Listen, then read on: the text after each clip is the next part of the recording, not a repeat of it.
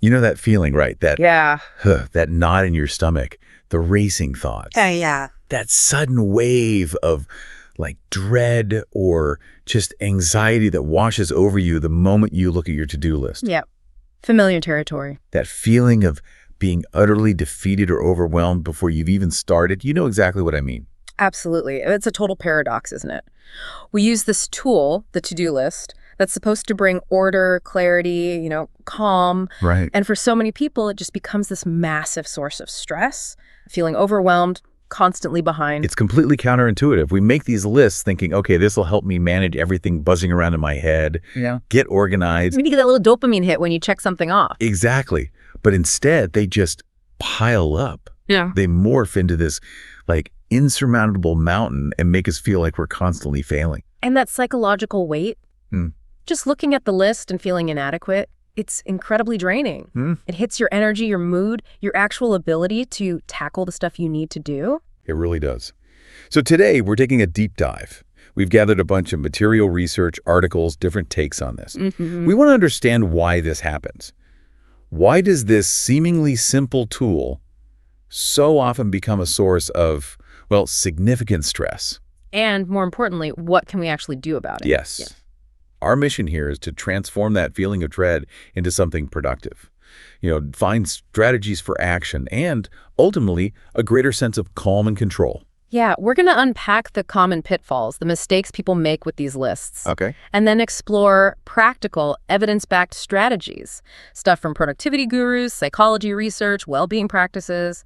How to build a system that actually works for you. So we'll look at the fundamental mistakes first, then get into the nitty-gritty, how to properly break down tasks, prioritize them effectively. Right. Explore different time management techniques, too, the ones that give you structure. And crucially, connect the dots. How does this task list stress actually impact our mental health, our physical health? Yeah, and how things like mindfulness, even simple breathing techniques can be like total game changers in managing that stress response. Because it's not just about checking off more items, is it? Not at all. It's about how managing what needs doing affects how you feel, your energy, your capacity to actually engage with your work and, your life. Okay, let's unpack this then. Where do we typically go wrong?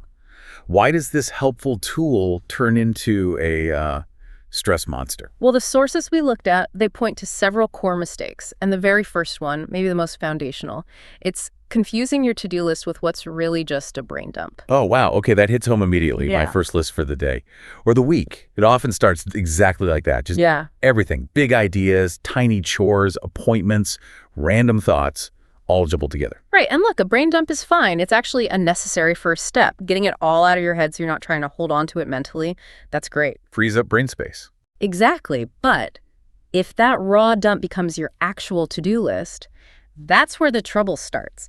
You end up with this endless, undifferentiated stream of stuff. No separation. No separation. And the material points out, just looking at a list like that, instant overwhelm, panic even, that feeling of being constantly behind. It's not an actionable plan. It's just reflecting the chaos in your head. So mistake number one, treating the brain dump as the finished list. What's number two? Not breaking tasks down. And this flows right from the first mistake. Makes sense. If your brain dump had something big, like write blog posts, and that's what stays on your to-do list, just write blog posts. That's a huge problem. It's too big, too vague. It's not defined at all. Because write blog posts isn't one action. You don't just sit down and do it. It's a whole project. Exactly. One source uses that specific example. Write blog post really means identify the topic, do the research, create an outline, write the draft, edit it, maybe optimize it for SEO, publish it, then share it. Right, like 10 different steps. At least, if your list just says blog post, you look at it and think, oh, where do I even start? It feels massive, insurmountable. And you definitely can't estimate how long that vague thing will take. It's just this big, looming unknown. Plus, you miss out on the good feelings, checking things off as you go. You got it. You only get to check off blog post way at the end if you even get there. Breaking tasks down into smaller, distinct, manageable, actionable chunks, it's absolutely critical. Gives you clarity. Immediate clarity on the actual steps needed makes estimating time way more accurate. And yes, it gives you those regular, satisfying little wins. Checking off subtasks provides those dopamine hits that keep you motivated. The material really emphasizes granularity is key, makes the list feel approachable. Okay, so confusing the brain dump with the list, check. Not breaking down big tasks. Check. What else are we doing wrong? Mistake number 3, not identifying and prioritizing your top tasks. The everything feels equally important problem. Exactly. When your list is just this long, flat collection of items, it's so easy to get lost in the weeds. You might spend your day plugging away at a dozen small, easy, low-impact things. Because they feel quick to finish. Right. While the 1 or 2 critical tasks, the ones that would really move the needle, they just sit there, untouched, at the bottom. This is classic Parkinson's law, isn't it? Yeah. I think the source mentioned that. Work expands to fill the time you give it. It absolutely does. If you don't clearly define what's most important, those less critical tasks, they can just swallow your entire day. So how do we fight that? A core strategy, mentioned again and again in the material, is to consciously identify just 1 to 3 most important tasks, or MITs, for your day, or maybe your week. Just 1 to 3. Yeah, keep it focused, star them, highlight them, list them separately at the top, make them visually stand out. And the advice is usually tackle those first, right? Like when you have the most energy. That's the highly recommended approach. Schedule time for them, maybe first thing in the morning, before the day's chaos kicks in. Get the big rocks in first. Exactly. That way, even if the rest of your day goes sideways, which, let's be honest, happens all the time, you've still made real high-impact progress on what matters most. It's a powerful way to feel productive, feel in control, even on a crazy day. Okay. Identify the top few, make them visible, hit them hard early. Got it. Mistake number 4. Not flagging blocked items or backlogs. Now, this is critical because it creates this false sense of obligation, and it really messes with your workflow and your sense of momentum. Blocked items. You mean stuff you literally can't work on right now, like you're waiting for something. Exactly. They depend on something outside your control. Waiting for info from a colleague, maybe approval from your boss, or sometimes you're waiting on yourself to finish a previous step. Okay. The source material gives an example. Needing to conduct an interview before you can write a case study. If write case study just sits on your active list unflagged while you haven't done the interview, it just looks like something you should be doing but aren't. And that just adds to the mental clutter, the feeling of overwhelm, even though you physically can't move on it yet. Precisely. Flagging makes it crystal clear which tasks are genuinely actionable right now versus which are just waiting. And if something stays blocked for ages, maybe the new task becomes unblock the case study, like follow up with Sarah on the report data or schedule that client interview. Okay, yeah, that makes sense. Yeah. And what about carryover items or backlogs? Yeah, those are the tasks that migrate from yesterday's list to today's. Maybe tomorrow's too. They just linger for days, weeks sometimes. The ones you keep putting off, or they're just low priority and never quite make the cut. Yes, those persistent ones. It's really important to acknowledge them during a review. Consciously decide, am I going to schedule a specific time to finally do this? Can I delegate it? Or is it actually still relevant? Maybe I should just delete it. Stop letting them haunt the list. Yeah, exactly. Letting that backlog accumulate without making a decision, that significantly contributes to that heavy, weighed down, perpetually behind feeling.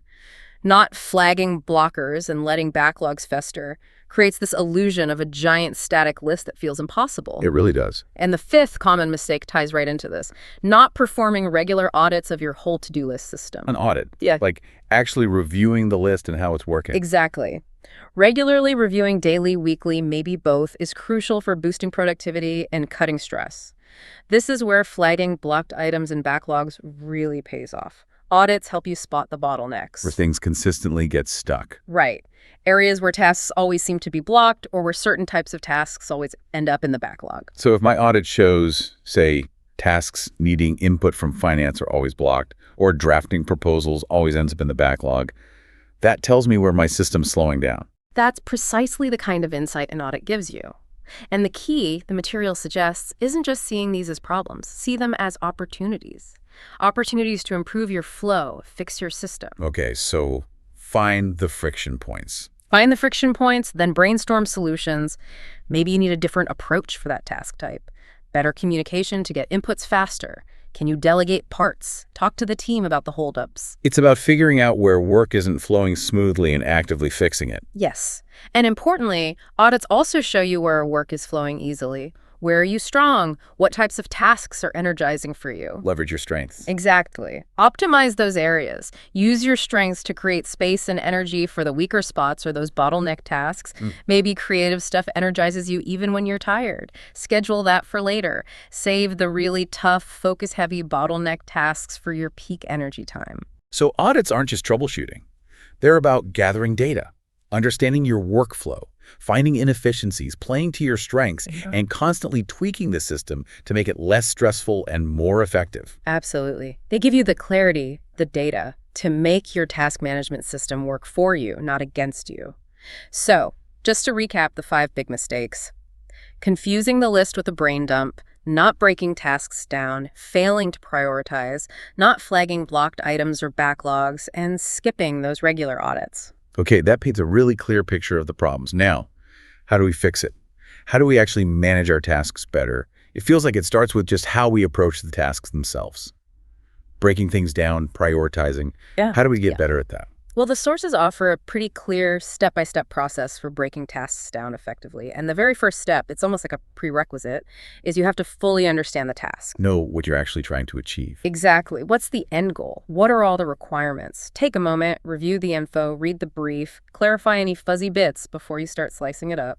So asking, what kind of task is this? Research, writing, design. How big is it? What's the real deadline? And critically, what depends on what? What has to happen before I can even start this? Precisely. You can't break down something you don't fully grasp. Once you get it, step 2 is the actual breaking it down. Divide that big task into smaller, manageable, self-contained parts. Each little piece should be a distinct, actionable step that contributes to the overall goal. Like building blocks. Yeah, like Legos. Each brick is small and specific, but they all fit together to build the final thing. So instead of plain company picnic, it's research parks, get catering quotes, draft invite emails, send invites, track RSVPs, order supplies, concrete steps. Exactly like that. Step 3 then is to sequence those tasks. Okay, you've got the small pieces. Now what's the logical order? Some things depend on others. You got to research the parks before you get catering quotes for a specific park, right? Right. Others maybe can happen at the same time. So organize them in a flow that makes sense for actually doing the work. Step 4 is estimating the time for each small task. This is super helpful for planning and scheduling. Doesn't have to be perfect, but make an educated guess. How long did similar things take before? How complex does this bit feel? Got the resources? An estimate helps you see how much time to block out. Then step 5. Prioritize the smaller tasks within the bigger project. Right. Even within the subtasks, some are more critical. Which small steps have the biggest impact? Which ones are on the critical path, meaning if this little thing gets delayed, the whole project stalls? Okay. Identify the linchpins. Identify those key steps, prioritize them. This is also where you might spot steps you could maybe delegate if it's a team effort. Step 6. You mentioned planning for breaks. Essential. Trying to power through something complex without breaks. Recipe for burnout, lost focus. Build in short breaks intentionally. Keeps you sharp. Step 7. Tracking progress. As you finish each little defined step, track it. Check it off. Get that visual confirmation of progress we talked about. It boosts motivation and helps you spot delays or problems early. And finally, step 8. Review and adjust. Because the plan's not carved in stone. Regularly check in on the overall task and its steps. Falling behind? Why? Was an estimate way off? Unexpected blocker pop up? Be flexible. Adjust priorities, deadlines, maybe reallocate resources. The plan's a guide, not a cage. This whole process, task decomposition, it sounds like it takes a bit more upfront thinking than just slapping do thing X on a list. Why is that effort so important? Oh, the sources make a really strong case. Breaking tasks down. It significantly boosts productivity just by making work feel less huge and scary. It helps with risk management. You see potential problems sooner. Allows for better resource allocation because you know what each step needs. Enables way more accurate planning and tracking. And most importantly, clarity. It just gives you immense clarity. It takes a big, overwhelming goal and turns it into understandable, achievable steps. And this is where things like micro-productivity or microtasking come in, breaking things down even further. Exactly. Microtasking is all about leveraging those little pockets of time, micro moments you have during the day. 5 minutes before a meeting, 10 minutes between calls. while the kettle boils. Use those little gaps. Yeah, if you've broken tasks down into tiny steps you can knock out in just a few minutes, you can make real progress in those otherwise wasted moments. It dramatically cuts down the overwhelm of big tasks and gives you frequent, quick hits of accomplishment. Super motivating. Okay, so mastering task decomposition is foundational. Once we have tasks broken down, how do we organize and prioritize all of them across different projects, work, life? Right, the big picture. First step, again, is get it all out. Master list time, all your tasks, work, personal errands, chores, fitness, long-term goals, everything. Be thorough and specific. Very specific, not report, but research data for Q3 sales report or draft outline for marketing report. What's the actual action? Got it. Then what? Then assess urgency and importance for each item. How soon does it really need doing? And how crucial is it for your big goals, work or personal? This is where you separate the urgent and important stuff, like finish client proposal due tomorrow, from the important but less urgent stuff, like update resume or plan next year's vacation. And there are different methods to structure this prioritization, right? Absolutely. Simplest is just a basic task agenda, listing or scheduling tasks in a calendar, an app, even paper. You can mix personal and professional here. We mentioned the most important task, MIT method, earlier. Yeah, and it's worth hitting again because it's so simple and effective. Each day or week, pick just 1 to 3 critical tasks, the real game changers, the ones that, if you do them, make the biggest impact or unlock other things. And commit to doing them first. Ideally, yeah. During your peak time. Great if your work's flexible or you struggle getting started on big stuff. If you only get your MITs done, still a successful day. Time boxing is another one people talk about a lot. It's powerful. You allocate specific, fixed blocks of time to different tasks or activities. Could be 15 minutes, could be several hours. So instead of just listing work on Project X, you schedule 9.0 a.m., 7.0 a.m. deep work on Project X. Exactly that. The goal is to boost productivity with dedicated focus time, minimize distractions during that block. It forces you to see where your time is actually going, and crucially, time boxing lets you intentionally schedule non-work stuff too. Breaks, exercise, family time, hobbies. Right. It stops work from just expanding to fill every gap. You protect time for personal well-being. Studies show it increases productivity, focus, and reduces work stress. And day theming is like time boxing, but for whole days. Sort of, yeah. Dedicating entire days to specific types of work. Mondays for admin planning, Tuesdays for deep project work, Thursdays for meetings, etc. Good if you juggle big responsibilities or need long stretches for complex stuff. Another approach is looking at effort versus impact. Right. For each task, roughly estimate how much effort, time, energy, resources will this take? Versus what's the potential positive impact or outcome? Helps you prioritize low effort, high impact stuff like a crucial follow-up email, maybe differently than high effort, high impact stuff, developing a new strategy. And spot the low effort, low impact stuff to ditch. So based on these methods, you order your tasks somehow. Yep. Arrange your list or schedule with the highest priorities, however you define them at the top or schedule first. But remember, it's not static. Review and adjust regularly. New urgent things pop up. Priorities shift.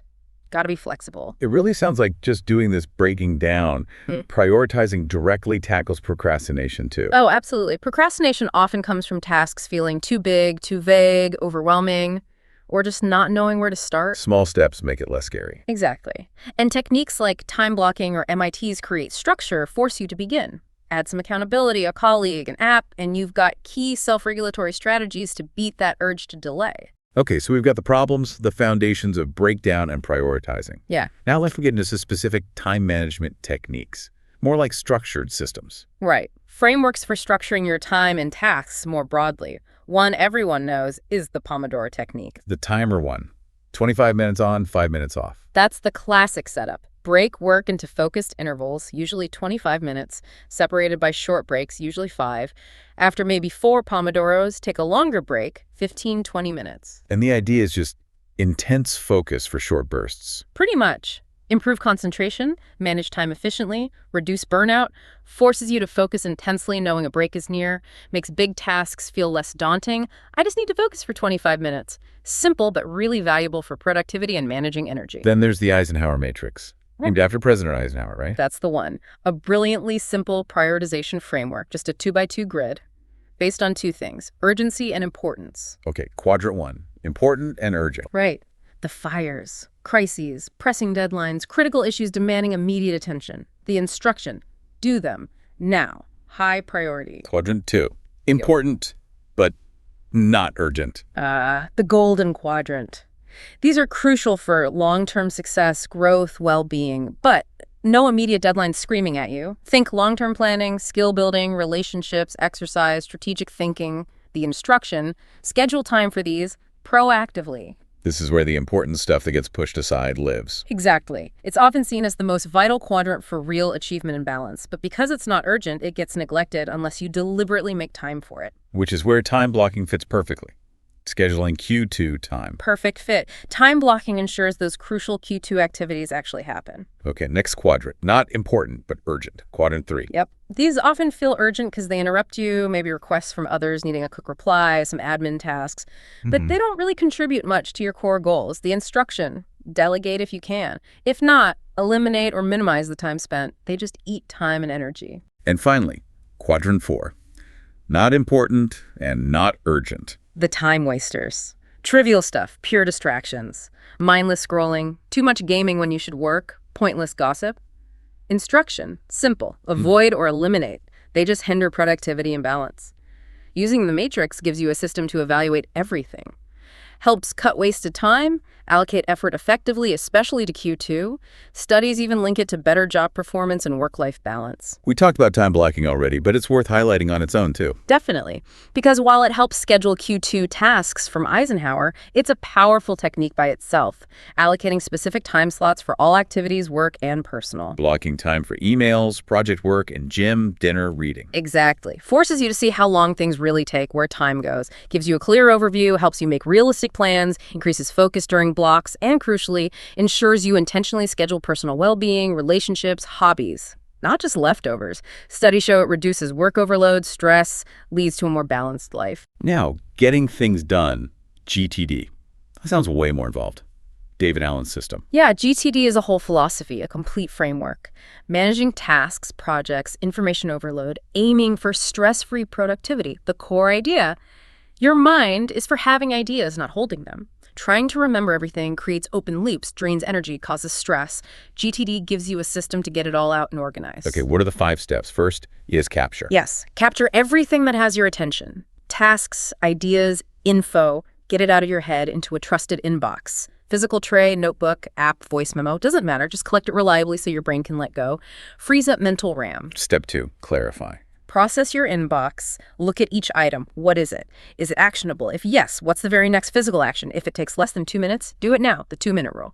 Not actionable. Trash it, file it for reference, or put it on a someday maybe list. If it's multi-step, it's a project. Identify the next action for that project. Step 3, organize. Put the clarified, actionable stuff into the right lists in your system. By project, by context, at computer, at phone, at errands, or just next actions. Add due dates if needed. Goal: a structured system where you find what you need when you can do it. Step 4, reflect. Super important, often skipped. Regularly review your lists, your system. Daily review. Plan the day, check calendar, process inbox. Weekly review, more comprehensive. Look at all projects, upcoming stuff, review all lists. Keep the system current and trustworthy. And step 5, engage. Actually do the stuff. Based on your context, where you are, tools, available time, energy, and priorities, you choose the right task from your lists and work on it. Focus on completing those next actions. GTD helps you focus on the right thing at the right time, make progress, feel in control. Linked to less stress, more well-being because it gets things out of your head. Wow, that is comprehensive. Yeah. The Ivy Lee method sounds like the polar opposite almost. Super simple. It really is. And effective because it's simple and forces focus. End of the workday. Write down the 6 most important tasks for tomorrow. Only 6. Then, order them by importance. And the rule is, next day, work only on task 1 until it's done. Then move to task 2, and so on. Exactly. Don't finish all 6. Unfinished ones move to the top of the next day's list. Forces clear priority and, crucially, single tasking. Intense focus on one thing. Research backs this up.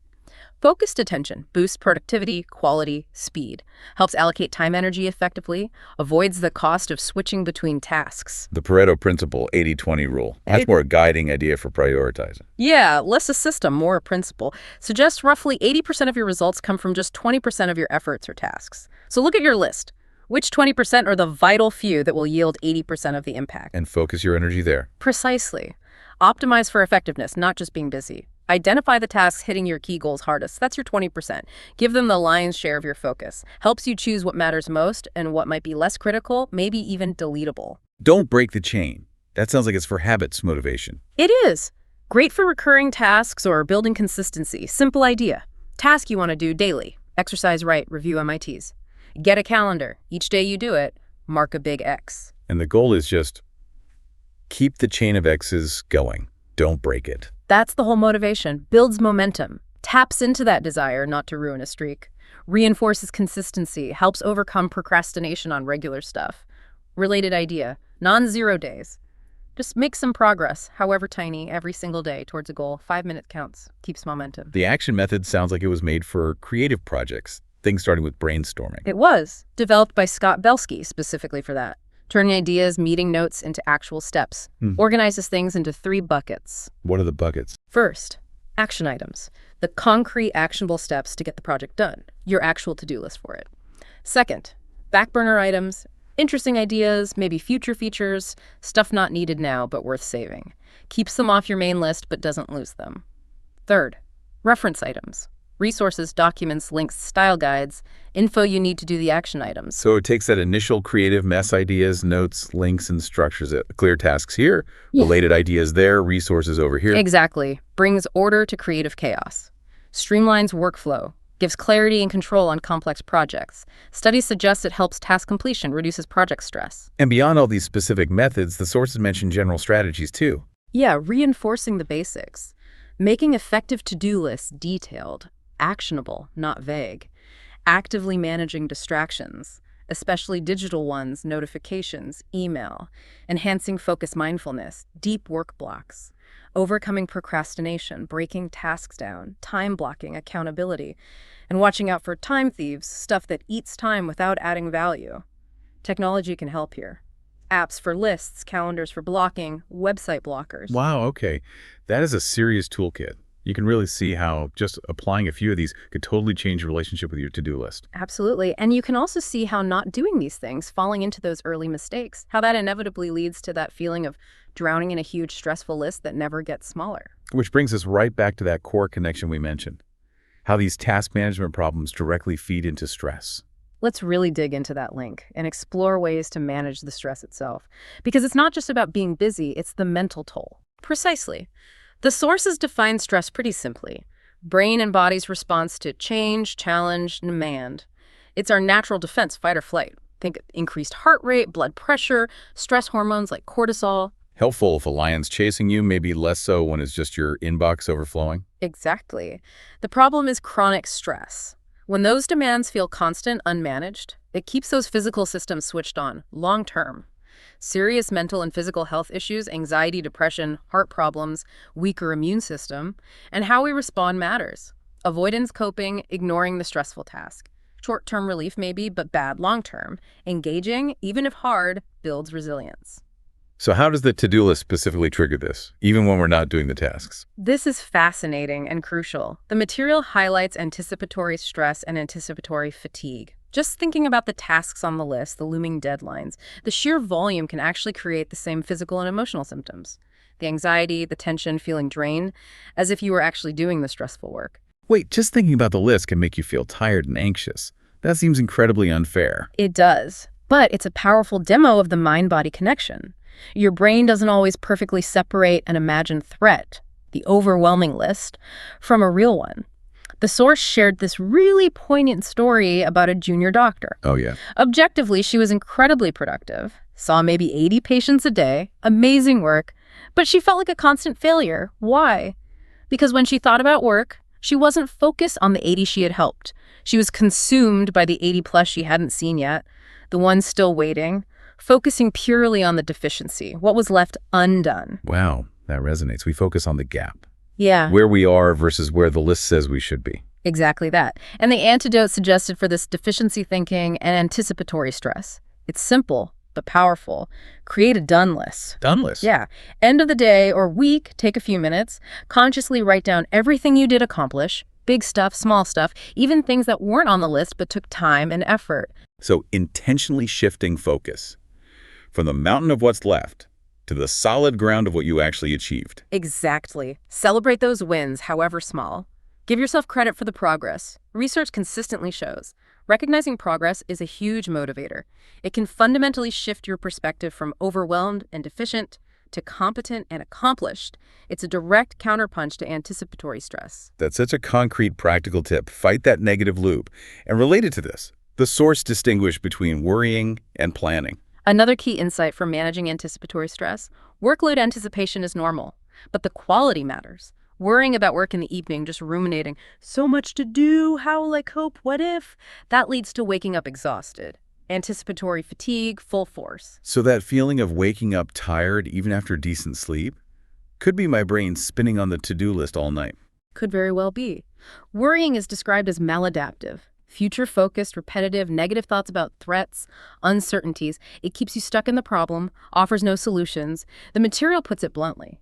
Worrying is pointless and energetically very costly. Pointless and energetically very costly. Oof, that hits. Really highlights how useless it is, right? Yeah. Planning, though, that's productive. Action-oriented anticipation. Visualizing concrete steps, outlining the process, thinking how you'll tackle things. Studies found evening planning can actually lead to next morning vigor and motivation, the total opposite of worry. So the difference between, huge report tomorrow, it's impossible, worry, versus, okay, 9/11 MA tomorrow, outline section 3, grab data from spreadsheet X, planning. Exactly. One's a stress spiral, the other's empowering. The strategy, conscious redirection. Catch yourself worrying about the list. Intentionally pivot to planning. Grab a notebook, open your app, write down specific next actions for tomorrow. Focus on what you can control. Maybe use that stoic circle of control idea, what's in my power, what isn't. So our internal story about the lists isn't just background noise. It physically affects us. Totally reinforces that mind-body link. Just imagining or dwelling on stressful stuff like that giant list triggers real physical and emotional reactions. That's why calming the mind, managing the stress response itself, is just as vital as fixing the task system. Chronic stress narrows focus, keeps us reactive, a calmer state. Broader attention, clearer thinking, better coping. How do we actually cultivate that calmer state with everything going on? Mindfulness is a primary tool discussed. Basically, present moment awareness, paying attention to thoughts, feelings, body sensations, without judgment. Cultivating it increases stress resilience, helps you cope better. Strongly linked to lower stress, anxiety, depression, better mood, well-being. How does being present help with task list stress specifically? Several ways. First, you notice those stress thoughts. This list is impossible. Just trust thoughts. You can step back, not get swept away. Creates a pause, lets you access your wise mind balancing emotion and reason instead of just panicking. Shifts you from stressed doing mode to calmer being. Increases body awareness, notice stress signs earlier. Fosters self-compassion, feeling overwhelmed as human. Reduces amygdala activity, fear center. Over time, lower baseline stress. And paradoxically, calming the mind improves focus. Better efficiency, maybe even flow states. Helps us respond, not just react. Exactly. Changing your relationship with stress itself, sometimes even reframing it as just energy, not pure threat. Beyond general mindfulness, the sources list specific, practical calm strategies. Breathing exercises are incredibly powerful. They directly influence your autonomic nervous system, activating the parasympathetic rest and digest response. Counteracts fight or flight. Like focusing on longer exhales? Yeah. That one? Yes. Simple things like breathing in for 4, out slowly for 6 or 8, signals your body to calm down. The sources mention gently constricting the back of your throat on the exhale, making a soft ocean sound. That vibration helps stimulate the vagus nerve. The vagus nerve, that's like the main highway for the calming system. Think of it as a major communication line. Brain, heart, lungs, gut. Conscious, slow, deep breathing, especially using the diaphragm and emphasizing the exhale. Send signals via the vagus nerve. You're safe. Relax. There was a specific stress breath mentioned too. Yeah, designed for quick relief when you're feeling overwhelmed. Start with an audible sigh out through the mouth, then close your mouth. Make the same sound exhaling through your nose. Feel the throat vibration to boost the vagal response. Inhale, hold breath, bring chin to chest for 5 seconds. Then exhale audibly through the nose while lifting your head. Repeat a few times. Can create a noticeable shift. It's amazing there are such direct physical ways to influence our stress. Underscores that stress isn't just in your head, it's a whole body thing, and you have physical tools, other strategies, self-compassion, being aware of emotions during setbacks or overwhelm without judgment, understanding everyone's struggles. talking to yourself kindly like you would a friend. Treat yourself like you'd treat a friend staring at their monster list. Exactly. Validate the feeling. Don't let it consume you. Yeah. Genuine human connection is also huge. Being truly present for others, listening, sharing, fills a fundamental need. Taking care of yourself gives you more capacity for that connection. And compassion for others. Altruism. Yes, the sources note acts of service or kindness boost your well-being, reduce stress. Example, friend calls with an emergency, you drop everything to help. That focused outward energy replaces inward stress. Simple kindness creates a positive loop. The list of other stress reducers was pretty varied too. Range from physical walk to use muscles, balance energy. Engaging nature, look at something green, get outside. Playing, doing something just for fun, no goal. Activities like swimming, rhythmic, weightless. Reading aloud or listening to audiobooks engages different brain parts. Truly listening to music, focusing on melody rhythm. And importantly, take vacations. Something Americans are bad at, apparently. Unfortunately, yes. According to the material, time off isn't a luxury, it's essential. Prevents burnout, fosters creativity, makes you more effective when you return. Needed space for self-care, disconnection. And managing stress before bed is key, since stress messes with sleep so much. Absolutely. Stress and poor sleep. Vicious cycle. The material points to specific practices for winding down, improving sleep. Mindfulness meditation for sleep, even a few minutes, calms the racing mind. Studies show deep breathing for sleep, diaphragmatic breathing. The 4-7-8 breath, in 4, hold 7, out 8, whoosh, lowers heart rate, blood pressure. Listening to soothing instrumental music. Gentle, mindful movement like restorative yoga, poses forward bends, child's pose, legs up the wall, releases physical tension. So these aren't just general wellness tips. They directly counteract the stress from task management issues. Exactly. They give you tools to regulate your nervous system, calm your mind, make you more resilient. Guided meditations, like a body scan, systematically bringing awareness through the body. Studies show they reduce cortisol, biological proof.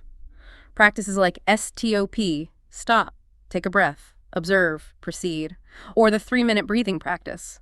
Quick tools for stressful moments during the day. It's so clear. Tackling to-do list stress needs two things: fixing the external system for managing tasks and building the internal capacity to manage the stress they cause. They're deeply interconnected. Better task systems and inner resilience practices like mindfulness, breathing, not separate things, two sides of the same coin. Both essential for feeling in control, productive, and, calm. Okay, let's pull together the key takeaways from this deep dive then. We started with the common mistakes, right? Confusing lists with brain dumps, not breaking tasks down, failing to prioritize, ignoring blockers and backlogs, skipping audits. How these turn a helpful tool into a stressor. But then we explored powerful strategies to fight back. The step-by-step process for breaking down tasks effectively, sequencing them, using structured methods like Eisenhower for smart prioritizing, time blocking for intentional scheduling, GTD for a full system, Ivy Lee for focus, Pareto for impact. And crucially, understanding it's not just external hacks, it's managing our internal state. How just thinking about the list creates anticipatory stress.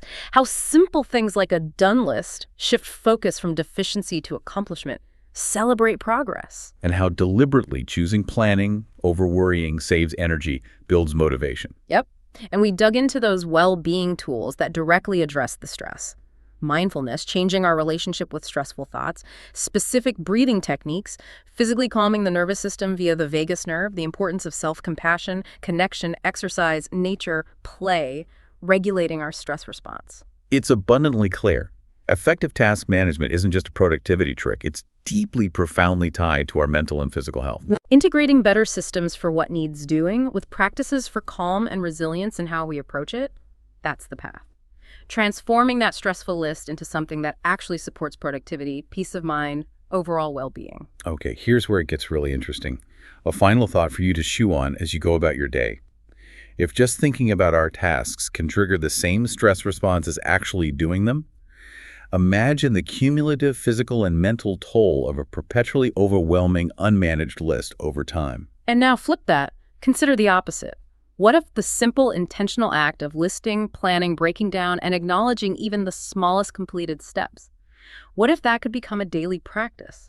Not of dread and fatigue, but of calm control, quiet accomplishment, and a growing sense of capability. Keep exploring these ideas. Find what works for you. Until next time, keep diving deep.